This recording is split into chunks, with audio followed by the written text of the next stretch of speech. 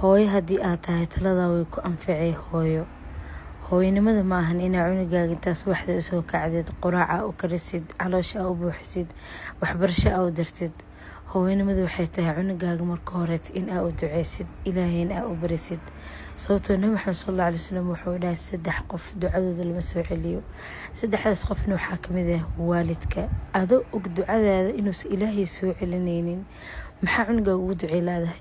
ilaahay uu weydiiyey mar walba inuu ilaahay islaaxiyo, inuu mar walba ilaahay awlaada kaleeto wax dheerisiiyo, awlaad horumar leh ilaahay inuu ka dhigo, inuu ilaahay ka dhigo kuwii dalkooda iyo dadkooda anfaco inuu ka dhigo. marka waxaa leeyahay hooyooyinka oo dhan mar walba waalidaa tahay awlaadaada u duceey. waxna ma kaa dhibayso inaad inta meel fadhiisatid awlaadaada u duceysid. ducada way fiican tahay, mar walba ha lagu dadaalo. hooyo kasto aa leeyahay taas. marka hooyo waxaadan leeyahay aan wada dadaalno, aniga aan kamid ahay. dadaalka mareebano aan isku soo duceyno anikan insha allah. assalaamu calaykum waraxmatullahi wabarakaatu.